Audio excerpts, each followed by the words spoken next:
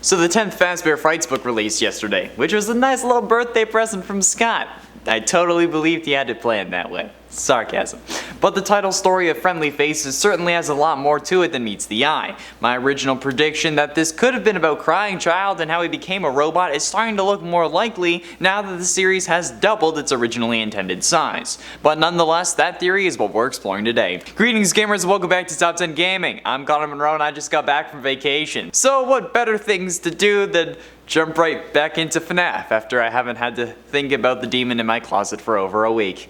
Ah yes, this is Fazbear Frights Friendly Faces. Is Crying Child? Let's do it. Now before we can get into the theory, I'm going to provide a synopsis so that we can actually have a better understanding about the story. And since the book has literally been out for a day at this point, this is your spoiler warning, because I'm nice. This theory, however, does currently only involve Friendly Faces and neither of the other two stories or the epilogue. So if you want to read it and then come back, go right ahead. It's okay. Your clicking on this already counts as a view. Okay, now that all the sissies are out of here, let's talk Fazbear Frights. Going by the synopsis on the wiki so that this information can be available to anyone and everyone even after you watch this video.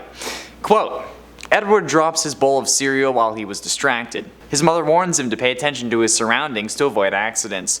This dozing off also causes Edward to embarrass himself in science class when he pours pepper onto a magnet, which sprays the pepper everywhere and gets into the student's eyes. On the bus ride home, Edward laments to his friend Jack on how much he messes up, and how much he has to apologize for his mistakes. As the two get off the bus and walk home, Edward and Jack discover an abandoned kitten, which they named Faraday, after the famous scientist Michael Faraday. They begin teaching the cat tricks and formed a strong bond with it as the months go by.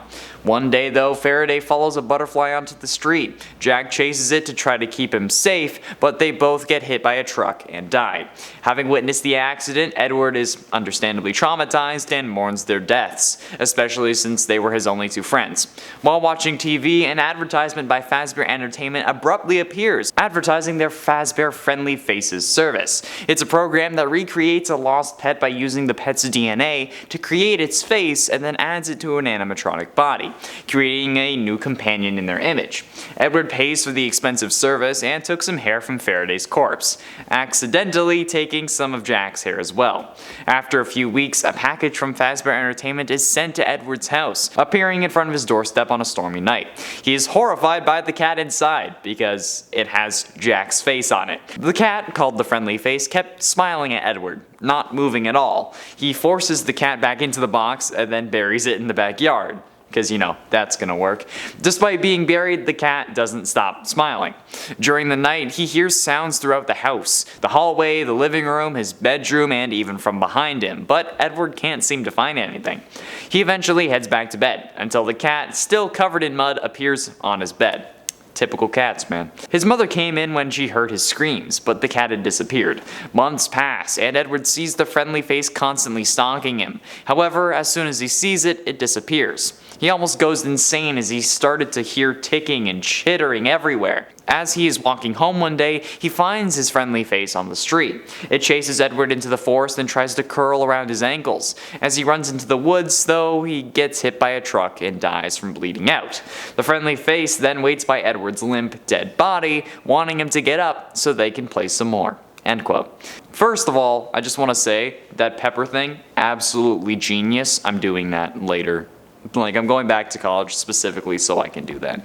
Anyway, with this we can instantly establish our main characters, Edward, Jack, and the cat known as Faraday. There are a couple of things that stick out to me because of this. One, that Jack and Evan share the same amount of letters, which isn't much on its own, and I mean, like, Evan isn't even a confirmed name, but it's still something. And Edward and Jack are also two names that I've seen people call Crying Child in the comments on multiple occasions. This story also revolves around someone's love that ends up making a robotic version of a loved one, even if accidental. That's also in a way what many people believe happened to Crying Child, that he became an animatronic by possessing either Fredbear or Golden Freddy, which would be a combination of animal and animatronic, even if it's not to this literal an extent.